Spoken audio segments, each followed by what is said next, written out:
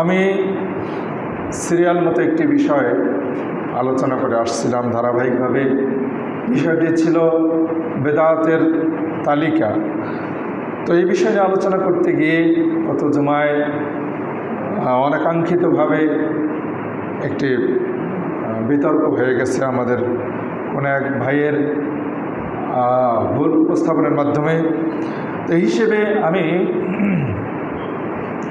আজকে যে বিষয়টি নিয়ে কথা বলবো, আমার বিষয় হচ্ছে যে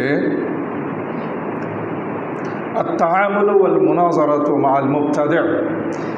যারা বিদআত করে তাদের সাথে আমাদের আচরণবিধি বা তাদের সাথে আমাদের তর্কের ধরন পদ্ধতি কীরকম হবে, আচরণ আমাদের কীরকম হবে, এ বিষয় নিয়ে আমি আজকে অনেক বড় আলেমদের লেখা থেকে যতটুকু পেরেছি আপনাদের সামনে হাজির করবো ইনশাআল্লাহ। আল্লাহ রাব্বুল আলামিন আমাকে তৌফিক দান করুন। আমি যা বলার ইচ্ছা করেছি আমি যেন তা বলতে পারি, আল্লাহ আমাকে তৌফিক দান করুন। পাশাপাশি আমরা সালাফি সালেহিন যারা রয়েছেন তাদের অনুসরণ আমরা প্রতিটি ক্ষেত্রেই করার চেষ্টা করব। যেমন নিজে সুন্নাহ মানব, সুন্নাহর দিকে আহ্বানের ক্ষেত্রেও সালাফি সালেহিনদের আচরণ বিধি আমরা মেনে চলার চেষ্টা করব। রাসূলুল্লাহ সাল্লাল্লাহু আলাইহি ওয়াসাল্লামের বৈশিষ্ট্য আমরা ধারণের চেষ্টা করব। প্রতিটি ক্ষেত্রেই আমাদের সুন্নাহ রয়েছে, সুন্নাহর বাহিরে কোনো কিছুই নেই। এজন্য আমাদের কিছু জরুরি বিষয়ে একটু মনে রাখা প্রয়োজন, জানা প্রয়োজন। আমাদের জানার শেষ নেই। আমরা সামান্য জানি, কিঞ্চিত পরিমাণ জানি। যেটা জানি তা যথেষ্ট নয়। আবার যা জানি তদনুযায়ী হয়তো আমরা আমল করতে পারছি না, আমরা আমাদের জীবনে বাস্তবায়ন করতে পারছি না। এই হিসেবে অনেক অজানা বিষয়গুলো আমাদের জানার প্রয়োজন। প্রতিটি ক্ষেত্রেই সুন্নাহ রয়েছে, এটাই চূড়ান্ত। আল্লাহ রাব্বুল আলামিন তিনি আমাদেরকে তার পথে আহ্বানের জন্য একটি মূলনীতি দিয়ে গেছেন। সূরাতুন নাহলের 125 নম্বর আয়াতে এসেছে, উদউ ইলা সাবিলি রাব্বিক, যে হে মুহাম্মদ তুমি মানুষদেরকে তোমার রবের কথা আহ্বান করো, বিল হিকমা, হিকমতের মাধ্যমে, যে সরল পথের দিকে, তোমার রবের দিকে মানুষদেরকে আহ্বান করো হিকমতের মাধ্যমে। হিকমত অর্থ হচ্ছে কোরআন এবং সুন্নাহর মাধ্যমে। হিকমা মানে কোরআন এবং সুন্নাহর মাধ্যমে, কোরআন এবং সুন্নাহর আদর্শের মাধ্যমে, কোরআন এবং সুন্নাহর নীতি অনুসরণের মাধ্যমে তোমরা মানুষদেরকে তোমার রবের পথে আহ্বান করো। ওয়াজাদিলহুম ওয়াল মাউইজাতুল হাসানা, এবং সুন্দর উপদেশের মাধ্যমে। ওয়াল মাউইজাতুল হাসানা, সুন্দর উপদেশের মাধ্যমে, এমন উপদেশ, এমন কথার মাধ্যমে যে তারা মানুষরা কল্যাণের দিকে উৎসাহী হবে আর অকল্যাণ এর ব্যাপারে তারা সতর্ক থাকবে। তাদেরকে ভালোর দিকে আহ্বান এমনভাবে করতে হবে যেন তারা সুসংবাদ পায়, আর অন্যায় থেকে, খারাপ থেকে এমনভাবে সতর্ক করতে হবে যেন তারা অন্যায় করতে ভয় পায়। সব সময় সুসংবাদ দিতে হবে এমনভাবে। আল্লাহ সাল্লাল্লাহু আলাইহি ওয়াসাল্লাম বলেছেন, ইয়াসসিরু ওয়ালা তুআসসিরু, তোমরা সহজ করো না, সহজ করো, কঠিন করো না। এবং আল্লাহ রাব্বুল আলামিন এরপর বলেছেন, ওয়াজাদিলহুম বিল্লাতি হিয়া আহসান, এবং তাদের সাথে বিতর্ক করো সর্বোত্তম উপায়ে। আল্লাতি হিয়া আহসান, সবচেয়ে বিতর্কের সর্বোত্তম পদ্ধতি যেটা, সেটা হচ্ছে আর রিফকুল লিন, অর্থাৎ কোমল আচরণের মাধ্যমে, সবচাইতে কোমলতার মাধ্যমে তোমরা মানুষের সাথে বিতর্ক করো। আল্লাহ রাব্বুল আলামিন তার রাসূলকে বললেন, এটাই হলো তোমার দায়িত্ব। অর্থাৎ তোমার দায়িত্ব হচ্ছে মানুষদের কাছে পৌঁছে দেয়া বিনীতভাবে, কোমলতার সাথে, এটাই হলো তোমার কাজ। এরপর আল্লাহ বলছেন, ইন্না রাব্বাকা হুয়া আ'লাম, তাদের সাথে যারা বিভ্রান্তের পথিক তাদের সাথে আমাদের ঝগড়ায় লিপ্ত হতে হবে না। আল্লাহ রাব্বুল আলামিন ভালো জানেন, অবশ্যই তোমার রব ভালো জানেন। ও আ'লাম, তিনি সবচেয়ে বেশি জানেন মান দাল্লা আন সাবিলিহি, তার পথ থেকে কে বিভ্রান্ত, কে বিপথে চলে গেছে, এ ব্যাপারে আল্লাহ রাব্বুল আলামিন ভালো জানেন। ও আ'লামু বিল মুহতাদিন, এবং আল্লাহ রাব্বুল আলামিন সঠিক পথের পথিকদেরকে তিনি ভালো জানেন। কে বিভ্রান্ত হলো আর কে সঠিক পথে থাকলো, আল্লাহ রাব্বুল আলামিন সবচাইতে ভালো জানেন। আমরা সকলেই জানি বেদাত অত্যন্ত একটি ভয়ঙ্কর কাজ, একটি ঘৃণিত কাজ। এই বেদাতে যারা জড়িয়ে যায় তাদেরকে আমরা বলি বেদাতি, বেদাতের অনুসরণকারী। কাজেই বেদাতকারী যারা রয়েছে তারা মূলত একজন মানুষ, তাদের কামনা কিন্তু তাদের উদ্দেশ্য হচ্ছে আল্লাহ রাব্বুল আলামিনের সন্তুষ্টি লাভ করা। যারা আমরা সুন্নাহ পালন করি আমাদের যেমন উদ্দেশ্য হচ্ছে আল্লাহ রাব্বুল আলামিনের সন্তুষ্টি কামনা, যারা বেদাত করে তাদের উদ্দেশ্য আল্লাহ রাব্বুল আলামিনের সন্তুষ্টি লাভ করা। এই উদ্দেশ্যে কিন্তু তারা বেদাত করে, তাদের উদ্দেশ্যে তারা যেহেতু আল্লাহ রাব্বুল আলামিনের সন্তুষ্টি লাভ করতে চায়, এজন্য বেদাতকারীরা অত্যন্ত কঠোর হয়ে যায়। যারা তাদের বিপরীতে কথা বলে তাদের সাথে তারা হুটহাট অত্যন্ত অতর্কিতভাবে বিতর্কে জড়িয়ে যায়। তারা ভাবতেই পারে না, তারা কখন মেনে নিতে পারে না যে আমি যেটা করছি এটা ভুল। এ কারণটা হচ্ছে যে তারা তাদের কাজের মাধ্যমে আল্লাহ রাব্বুল আলামিনের সন্তুষ্টি লাভ করতে চায়, এটা হলো তাদের উদ্দেশ্য। প্রমাণ আল্লাহ রাব্বুল আলামিন সূরা আল হাদীদের ২৭ নম্বর আয়াতে বলেছেন যে সুম্মা কাফাইনা আলা আসারিহিম বিরুসুলিনা, আমি অনেক রাসূলদেরকে সিরিয়াল মতো পাঠিয়েছি। ঈসাকে পাঠিয়েছি, এরপর ঈসাকে ইনজিল দিয়েছি, এরপর তাদের মধ্যে ওয়াজআলনা ফি কুলুবিল্লাযিনা ইত্তাবাউহু, যারা ঈসার অনুসরণ করেছে তাদের পরস্পরের মধ্যে আমি হৃদ্যতা, একে অপরের প্রতি ভালোবাসা, প্রীতি আমি দিয়েছি। এরপরে ওয়ারহবানিয়াতান, এরপরে তারা বৈরাগ্যতা আবিষ্কার করে, বেদাত সৃষ্টি করে, বৈরাগ্যতা আবিষ্কার করে। ইবতাদাউহা মা কাতাবনাহা আলাইহিম, এই বৈরাগ্যতা তারা সৃষ্টি করে, এটা আমি তাদের জন্য ফরজ করিনি, এটা আমি তাদেরকে করতে বলিনি, তারপরেও তারা বৈরাগ্যতা আবিষ্কার করে। কি কারণে আবিষ্কার করে? উদ্দেশ্য হচ্ছে ইবতিগা রিদওয়ানিল্লাহ, আল্লাহ রাব্বুল আলামিনের সন্তুষ্টির জন্য, আল্লাহ রাব্বুল আলামিনের সন্তুষ্টির জন্যে তারা বৈরাগ্যতা আবিষ্কার করে। ফামা রাআহা হাক্কা রিআয়াতিহা, তারা এই বৈরাগ্যতা আবিষ্কার করে এটা তারা করতেও পারেনি, এটা যথাযথভাবে তারা করতেও পারেনি।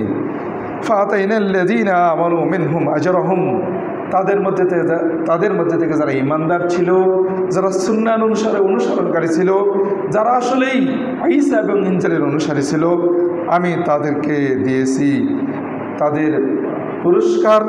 ওয়া কাসীরুম মিনহুম ফাসিকুন, আর অধিকাংশই ফাসিক ছিল, কাবিরা গুনাহগারী ছিল। এই আয়াতের মধ্যে আমরা বুঝতে পারছি যে যারা বেদাতকারী তারা তাদের উদ্দেশ্য হচ্ছে আল্লাহ রাব্বুল আলামিনের সন্তুষ্টি কামনা, যে কারণেই তারা কিন্তু হঠাৎ করে অনেক কঠোর হয়ে যায়।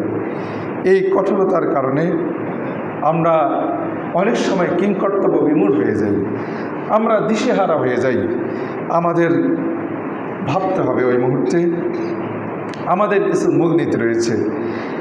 আমরা যে কোনো বেদাতকারীকে সাধারণত চিন্তা করব যে সে বেদাতকারী, যে ব্যক্তি বেদাতকারী, সে বেদাতকারী ব্যক্তি যদি মুনাফিক না হয় বা জিন্দিক না হয়, অর্থাৎ দিনের শত্রু না হয়, দিন থেকে বিমুখ না হয়, যদি সে মুনাফিক না হয় বা দিনের শত্রু, প্রকাশ্য শত্রু না হয়, তাহলে আমরা তাকে মুসলিম বলেই গণ্য করব। এটা হচ্ছে সালাফে সালেহিনের বৈশিষ্ট্য, এটাই হলো আলেমদের মন্তব্য, এটা হলো চূড়ান্ত সিদ্ধান্ত। আশা করি আমরা বুঝতে পেরেছি যে বেদাতকারী যদি সে মুনাফিক না হয়, মুনাফিক আমরা কাকে বলবো? যে ব্যক্তি সরাসরি ইসলামকে অন্তরের মধ্যে কুফরকে অন্তরের মধ্যে গোপন রেখে বাহ্যিকভাবে ইসলাম প্রকাশ করে, অন্তরের মধ্যে কুফরিও রয়েছে আর বাহিরে ইসলাম প্রকাশ করে ইসলামের ক্ষতি সাধনের জন্যে, এমন ব্যক্তিকে বলা হয় মুনাফিক, খাঁটি মুনাফিক, ইসলামের শত্রু। এই ব্যক্তি সরাসরি যে কাফের বা দ্বীনের শত্রু বা মুনাফিক, এমন হিসেবে যে ব্যক্তির দ্বারা যে ব্যক্তি আমাদের কাছে প্রমাণিত হবে না, এমন ব্যক্তিকে আমরা মুসলিম বলে গণ্য করব। আর এমন মুনাফিক সাধারণত আজকে আমরা কাউকে সরাসরি প্রমাণ করতে অক্ষম, কারণ ওহী অবতীর্ণ বন্ধ হয়ে গেছে। এটা একমাত্র ওহীর মাধ্যমে জানা সম্ভব ছিল, যেটা আল্লাহ সাল্লাল্লাহু আলাইহি ওয়াসাল্লামের যুগে সম্ভব হয়েছে। আল্লাহ রাব্বুল আলামিন স্বয়ং তার রাসূলকে স্পষ্ট বলে দিয়েছেন কে মুনাফিক কে মুসলিম, এটি আল্লাহ রাব্বুল আলামিন চিহ্নিত করে দিয়েছেন। যে কারণে আজকে সরাসরি কোনো ব্যক্তির মাধ্যমে, সরাসরি কোনো ব্যক্তির মাধ্যমে, তার মুখের মাধ্যমে, স্বীকৃতির মাধ্যমে যতক্ষণ পর্যন্ত আমরা বুঝতে না পারবো, ততক্ষণ পর্যন্ত কোনো ব্যক্তিকে মুনাফিক বা কাফের হিসেবে, ইসলামের শত্রু হিসেবে আমরা কাউকে নির্দিষ্ট করে বলতে পারবো না। যে কারণে আজকে আলেমগণ, যারা আলেম রয়েছেন, বিদগ্ধ আলেম, অনেক বড় জ্ঞানী, কোরআন সুন্নাহয় পারদর্শী যারা, তারা শিয়াদেরকে পর্যন্ত কাফের সরাসরি বলতে পারেন না। আমরা শিয়াদেরকে কাফের বলতে, কাফের মাসালা দিতে পারবো না। ব্যক্তিকে খাস করে, বিশেষ ব্যক্তিকে খাস করে আমরা কাফের বলতে পারবো না। আমরা আম বিধান বলতে পারবো, এই কাজ করাটা কুফরি, এই কাজ করাটা নেফাকি, এই কাজ করাটা ফাসেকি, আমরা এভাবে আম বিধান বলবো। কিন্তু কোনো ব্যক্তিকে খাস করে আমরা কখনো এ ধরনের হুকুম বিধান লাগাবো না, প্রয়োগ করবো না, কারোর ব্যাপারে সিদ্ধান্ত দেব না, খাস করে সিদ্ধান্ত দেব না। একমাত্র যার ব্যাপারে স্পষ্ট, যে ব্যক্তির ব্যাপারে আপনার স্পষ্ট জানা আছে, তার মুখের দাবির মাধ্যমে, তার মুখের স্বীকৃতির মাধ্যমে, এমন ব্যক্তিকে ছাড়া। কাজেই আমরা এমন যে কোনো ব্যক্তিকে, আম সাধারণ ব্যক্তিকে আমরা মুসলিম বলেই গণ্য করব। এরপরে আমরা যেটা ভাবব, আমরা সকলেই জানি বেদাত দ্বীনের উপরে মারাত্মক প্রভাব ফেলে, যে কারণে বেদাত অত্যন্ত ভয়ঙ্কর। বেদাতকারী দ্বীনের দৃষ্টিকোণ থেকে কাফের মুশরিকদের চেয়েও বিপজ্জনক, এটা আমরা সকলেই জানি। যে ইসলামকে বাহিরে প্রকাশ করে আর অন্তরে ইসলামের বিরোধিতা করছে, এমন বেদাতকারী, অর্থাৎ মুনাফিক যে ব্যক্তি, মুনাফিক যতটুকু প্রকাশ্য মুনাফিকই যারা রয়েছে, প্রকাশ্য মুনাফিক এবং প্রকাশ্য কাফের মুশরিক, তাদের চেয়ে একজন বেদাতি ইসলামের বেশি ক্ষতিকর প্রভাব ফেলে, একজন বেদাতির মাধ্যমে বেশি ক্ষতির প্রভাবটা পড়ে যায়। কারণ বেদাত ইসলামের ভিতরে থেকেই ইসলামের ক্ষতি করে, বেদাতকারী ইসলামের মধ্যে থেকেই ইসলামের ক্ষতি করে। মানুষরা তাকে মুসলিম বলে জানে, তাকে আমরা কখনো, আমি এখনই সিদ্ধান্ত দিলাম যে আমরা তাকে কাফের বলতে পারবো না, ফাসেক বলতে পারবো না, মুনাফিক বলতে পারবো না। যে কারণে যদিও কোনো বেদাত কুফরির পর্যায়ে, কোনো বেদাত শিরকের পর্যায়ে, যারা দাবি করে মুহাম্মদ সাল্লাল্লাহু আলাইহি ওয়াসাল্লাম গায়েব জানেন, তাদের এই বেদাত কুফরির পর্যায়ে, শিরকের পর্যায়ে। তো কোনো বেদাত রয়েছে যেটি সাধারণ পাপ, কোনো বেদাত রয়েছে ফাসেকের পর্যায়ে নিয়ে যায়, কোনো বেদাত রয়েছে নেফাকের পর্যায়ে নিয়ে যায়, মুনাফিকের পর্যায়ে নিয়ে যায়, কোনো বেদাত রয়েছে কুফরির পর্যায়ে নিয়ে যায়। যদিও এরকম ভয়ঙ্কর বিধান বেদাতের ব্যাপারে প্রযোজ্য, কিন্তু যে ব্যক্তি বাহ্যিকভাবে আমরা যার ব্যাপারে স্পষ্ট কিছু জানি না, তার ব্যাপারে আমরা সরাসরি তার ব্যাপারে মুসলিম ছাড়া অন্য কোনো বিধান প্রয়োগ করতে পারছি না। এই হিসেবে বেদাতকারী ব্যক্তি তার মাধ্যমে ইসলামের বেশি ক্ষতি সাধন হয় এবং একজন কাফের মুনাফিকের চেয়েও মুশরিকের চেয়েও একজন বেদাতির দ্বারা ইসলামের বেশি ক্ষতি সাধন হয়, ক্ষতির মধ্যে পড়ে। এজন্য আমরা সাধারণত বেদাতকারীর ব্যাপারে আমরাও অনেক কঠোর হয়ে যাই। আসুন আমাদেরকে এজন্য এ বিষয়গুলো ভাবতে হবে, এতটুকু ভাবতে হবে যে বেদাতকারীকে আমরা মুনাফিক বলতে পারছি না, দ্বীনের শত্রু বলতে পারছি না, কাফের বলতে পারছি না। এরপরে আমরা যেটা ভাবব যে ইহুদি নাসারাদের যে বিভক্তির কথা আল্লাহ রাসূল সাল্লাল্লাহু আলাইহি ওয়াসাল্লাম বলেছেন, যে ইহুদি নাসারারা ৭২টি দলে বিভক্ত হয়েছিল, আর আমাদের রাসূল সাল্লাল্লাহু আলাইহি ওয়াসাল্লাম বলেছেন আমরা ৭৩টি দলে বিভক্ত হব। তো এই বিভক্তির কারণগুলো কি? এই যে এতগুলো দল হবে কি কারণে হবে? সবগুলো দল একমাত্র একটা কারণেই বিভক্ত হবে, সেটা কেবলমাত্র বেদাত, অন্য কোনো কারণে নয়। ইসলামের মধ্যে এত দলাদলি সবগুলো বেদাতের কারণে। এজন্য আল্লাহ সাল্লাল্লাহু আলাইহি ওয়াসাল্লাম তিনি অত্যন্ত সাবধান করেছেন ইসলামের মধ্যে বাড়াবাড়ি করা থেকে, অতিরঞ্জিত করা থেকে, এবং যেটা ইসলামে নাই তা করা থেকে তিনি আমাদেরকে সর্বদাই সাবধান করেছেন। যে কারণে আজকে ইসলামের মধ্যে বহু দল আবিষ্কার হয়েছে, আর এর প্রভাব এত মারাত্মক প্রভাব পড়বে, বেদাতের এত মারাত্মক প্রভাব পড়বে, এটা আল্লাহ সাল্লাল্লাহু আলাইহি ওয়াসাল্লাম বলেছিলেন। এবং তিনি তার সাহাবে কেরামগণকে এটা বলে গিয়েছিলেন যে তোমরা যারা আমার পরে বেঁচে থাকবে, ইসলামের মধ্যে অনেক ইখতিলাফ দেখতে পাবে, অনেক দল দেখতে পাবে, অনেক মত দেখতে পাবে, ওই মুহূর্তে তোমরা আমার সুন্নাহকে আঁকড়ে ধরবে। কাজেই এসব কারণে আমরা এটাও জানি, এ কারণে আমরা যারা বেদাত করে তাদের ব্যাপারে আমরা অনেক কঠোর হয়ে যাই। আমরা তাদেরকে হয়তো তাদের বেদাতের বিপরীতে যদি আমরা তাদেরকে বেদাতকে ত্যাগ করার জন্য আহ্বান করি, তো তারা যেমন আল্লাহর সন্তুষ্টির জন্য বেদাত করার কারণে তারা যেমন আমাদের ব্যাপারে রুক্ষ হয়, ঠিক তাদের জবাবে আমরা অনেক সময় রুক্ষ হয়ে যাই। এজন্য আমাদেরকে এই বিষয়গুলো একটু ভাবতে হবে। মানুষের খেয়াল খুশি, মানুষের রুচি ভিন্ন ভিন্ন, এটাই স্বাভাবিক।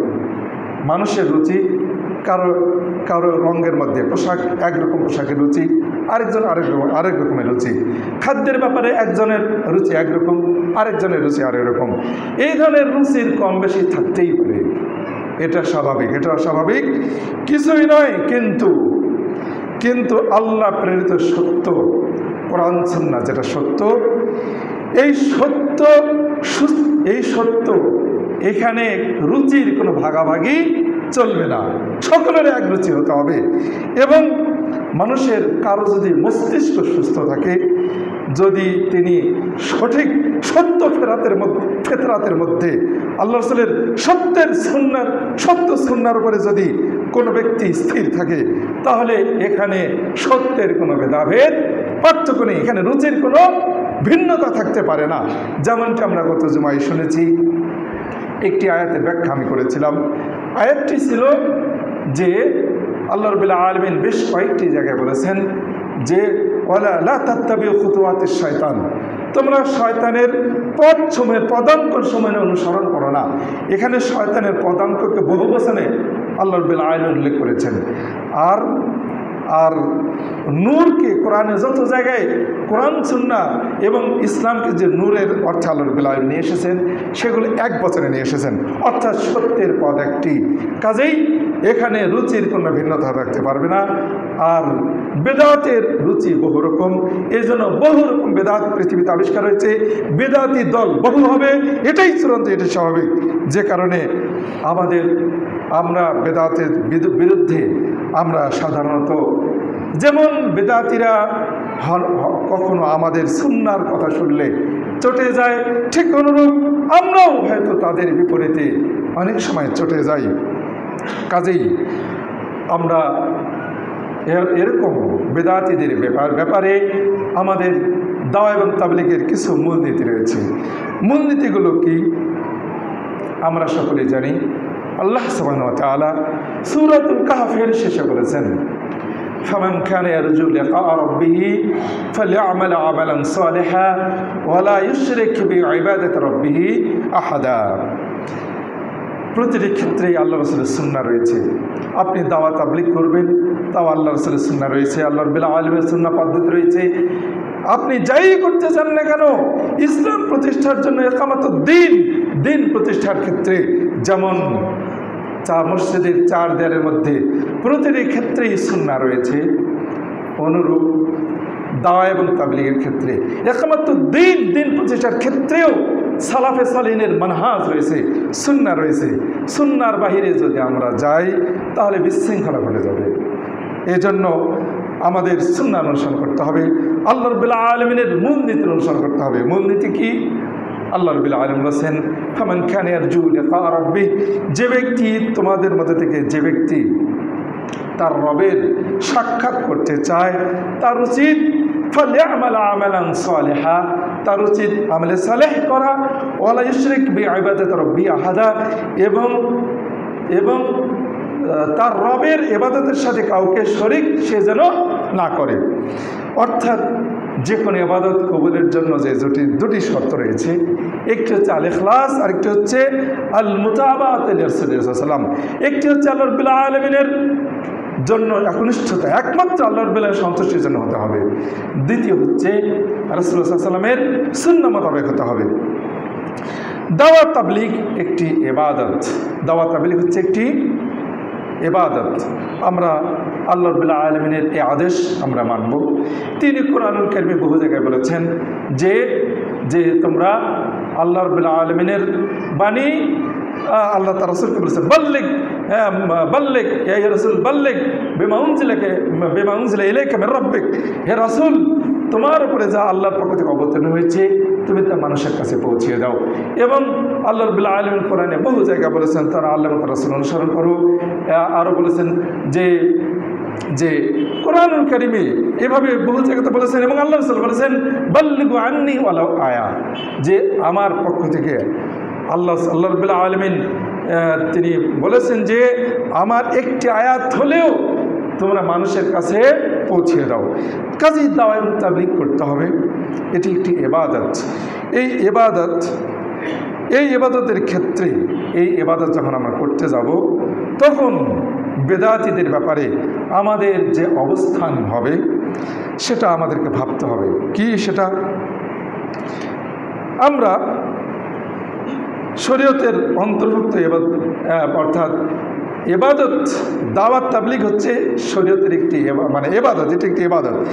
এই ইবাদত যখন আমরা করতে যাব তখন অবশ্যই বেদাতীদের বিরুদ্ধে অবস্থান নেওয়াটা, বেদাতীদের ব্যাপারে যখন বেদাতীদেরকে আমরা সুন্নাহর কথা বলতে যাব তখন আমাদের মধ্যে ইখলাস থাকাটা আবশ্যক, ইখলাস থাকাটা আবশ্যক, একনিষ্ঠতা থাকাটা আবশ্যক।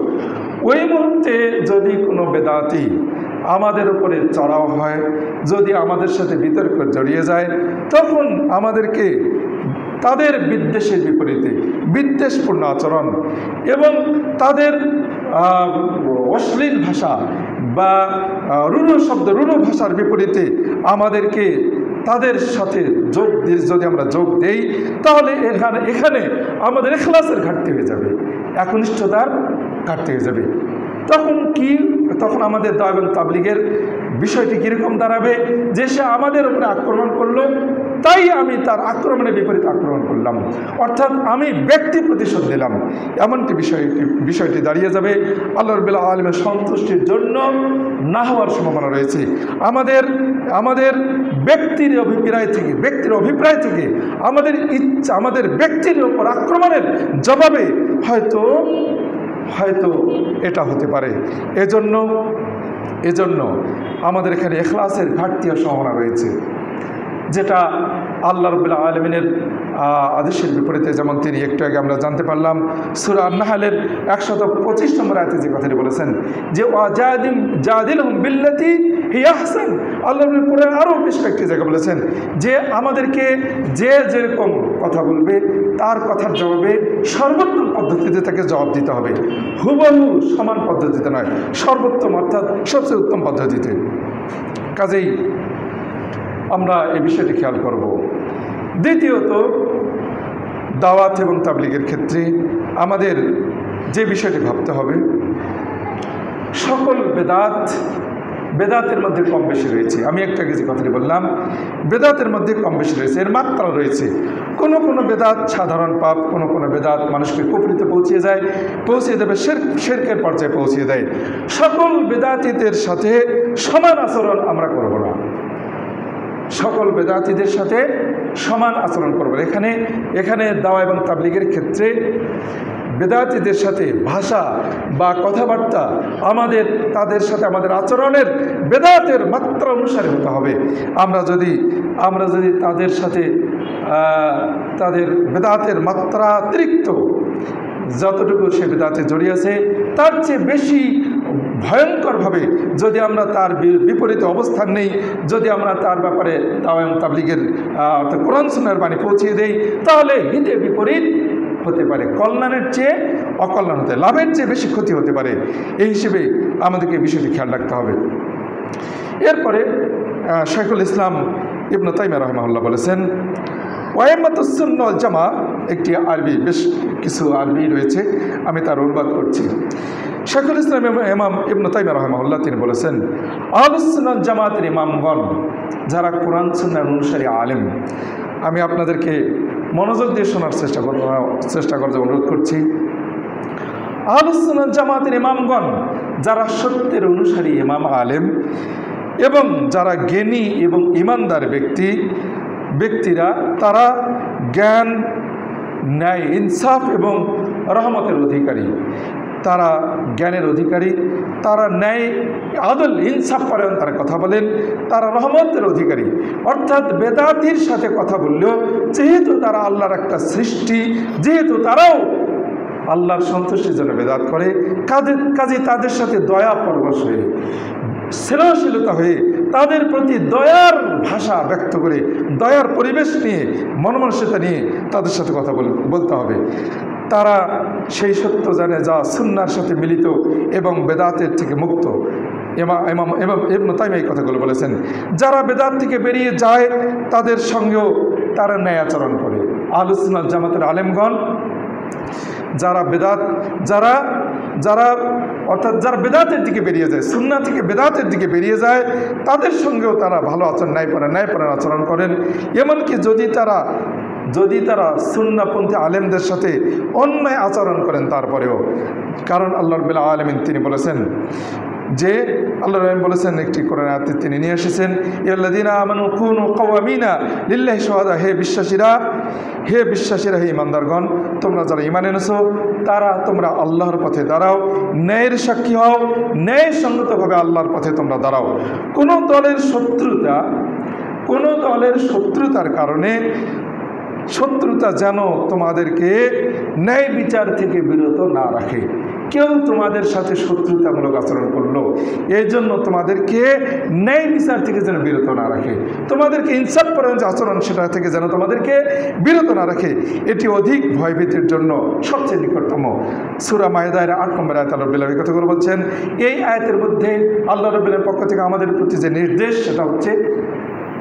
সেটা হচ্ছে যে আমরা যে কথাটা আল্লাহ বললেন যে শত্রুদের পক্ষ থেকে আমাদের প্রতি বিদ্বেষমূলক আচরণ, শত্রুতামূলক আচরণ, তাদের কোনো অসৎ আচরণ, কোনো অতর্কিত কোনো আক্রমণ, এটা যেন আমাদেরকে ন্যায়পরায়ণতা থেকে বিচ্যুত না করে। আমরা সবসময় সঠিকভাবে, ইনসাফপূর্ণভাবে বেদাতীদের সাথে দয়া পরবশ হয়ে তাদের সাথে আমরা আচরণ করব। তাদের বিপরীতে আমরা কখনো উল্টাপাল্টা তাদের মতো কথা বলবো না, আচরণ করব না। এরপরে তাদের সাথে দাওয়াতের ক্ষেত্রে আমাদের যেগুলো করণীয় সেটা হচ্ছে, শাইখুল ইসলাম ইমাম ইবনে তাইমিয়া তিনি বলেছেন তার একটি আরবি বাক্য রয়েছে, তার অর্থ হচ্ছে যদি একজন মানুষের মধ্যে ভালো মন্দ দুটা দিক আছে, কেউ পৃথিবীতে এমন কোনো মানুষ নেই যে সব ভালোগুলো তার মধ্যে কোনো মন্দ বলতে কিছু নেই, এমন কোনো মানুষ নাই। আবার এমন কোনো মানুষ নাই যার মধ্যে সব মন্দ আছে, ভালো বলতে কিছু নাই, এমন কোনো মানুষ পৃথিবীতে নাই। তিনি বলছেন যদি একজন মানুষের মধ্যে ভালো ও মন্দ, পাপ এবং ইবাদত, সুন্নাহ এবং বেদাত একসাথে যদি থাকে বা থাকতেই পারে, তাহলে সেক্ষেত্রে একজন মানুষ যেমন প্রশংসার পাত্র হতে পারে, ঠিক তার বিপরীতে তিরস্কারের পাত্র হতে পারে।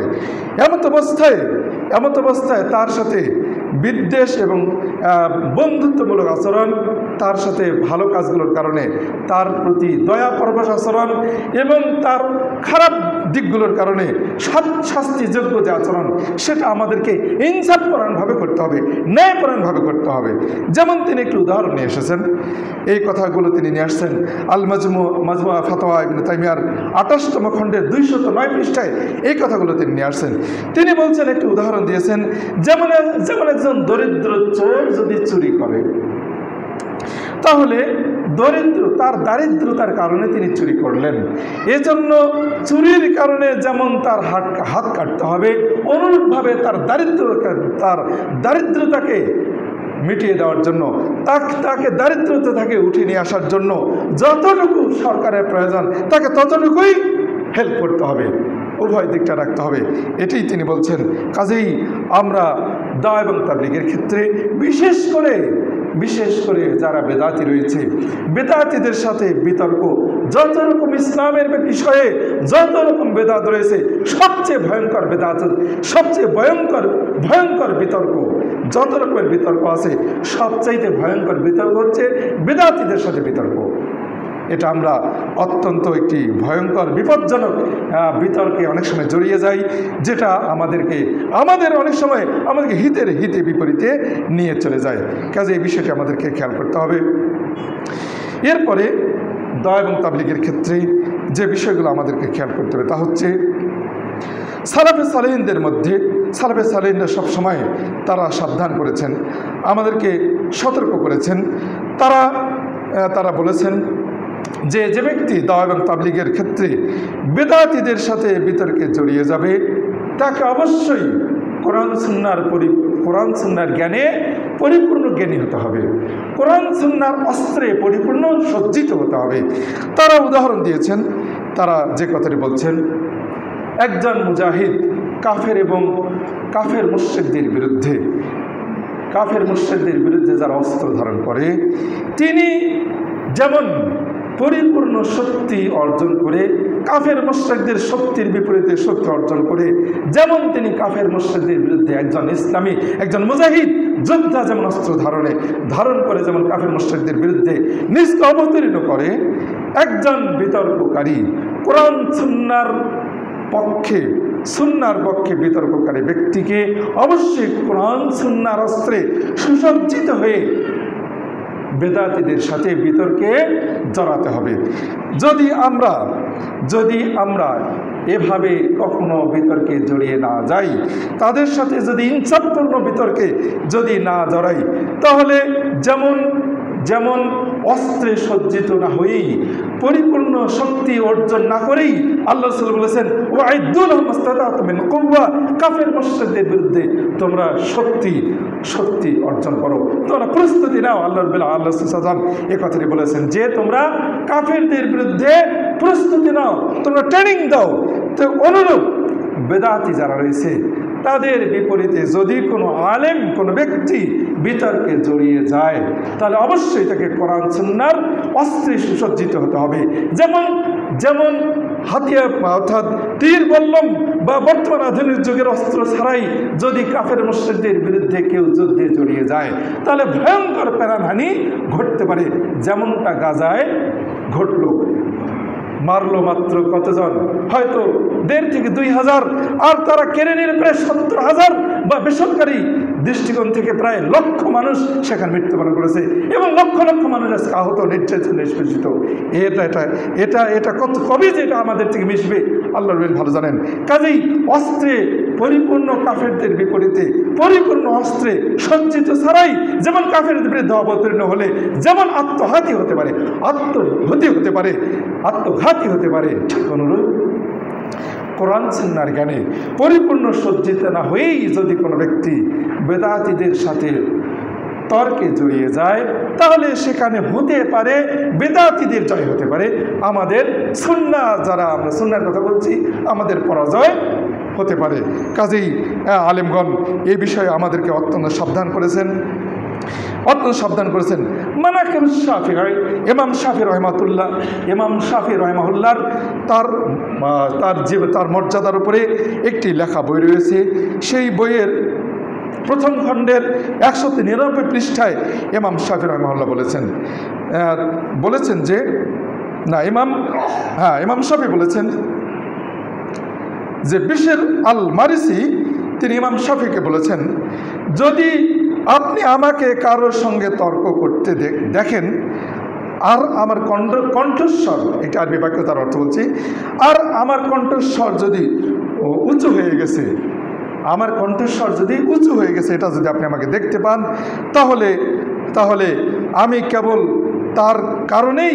তার কারণেই আমি কেবলমাত্র তার সাথে বিতর্ক করছি। অর্থাৎ বুঝতে হবে যে আমি অন্যায় করছি এবং অন্যায়ের কারণেই আমি তার সাথে বিতর্কে জড়িয়ে গেছি, এটা বুঝতে হবে। অর্থাৎ আপনি সত্য বলুন না কেন, যদি সত্য বলতে গিয়ে কণ্ঠস্বর যদি বেড়ে যায় বা উঁচু হয়, তাহলে সেখানে হতে পারে সত্য বিচ্যুত হওয়ার সম্ভাবনা রয়েছে। কাজেই সময় অনেক হয়ে গেল, এ বিষয়ে অনেক কথা আছে আলেমগণ, আমি এ বিষয়ে পড়তে গিয়ে বহু লেখা পেয়েছি। আসলে এই কথাগুলো বলে আল্লাহ আমরা আসলে কিছুই জানি না। আলেমগণ কত কী লিখে গেছেন, সব সালাফে সালিহিন বড় বড় আলেমগণ কোরআন সুন্নাহর আলোকে বড় বড় আলেমদের বিশ্লেষণ, লেখা, গবেষণা এবং আল্লাহ রাসূলের সুন্নাহর আলোকে গবেষণা করে তাই এই লেখাগুলো লিখে গেছেন। প্রত্যেকটির পিছনে অবশ্যই পর্যাপ্ত দলিল আছে। অতএব আসুন আল্লাহ আমাদেরকে তার রাসূলের সুন্নাহকে আঁকড়ে ধরার তৌফিক দান করুন। কি মসজিদের চার দেয়ালে, কি ব্যবসা বাণিজ্যে, কি একামতে দিন প্রতিষ্ঠার ক্ষেত্রে, কি দাওয়াত তাবলীগের ক্ষেত্রে, কি বিদআতকে প্রতিহতের ক্ষেত্রে, প্রতিটি ক্ষেত্রে পরিবার পরিজন লালন পালন, ব্যবসা বাণিজ্য, প্রতিটি ক্ষেত্রে আমরা আল্লাহ রাসূলের সুন্নাহকে আঁকড়ে ধরবো। আল্লাহ আমাদেরকে সেই তৌফিক দান করুন। সকলের আমিন আমিন রাহমাতুল্লাহ।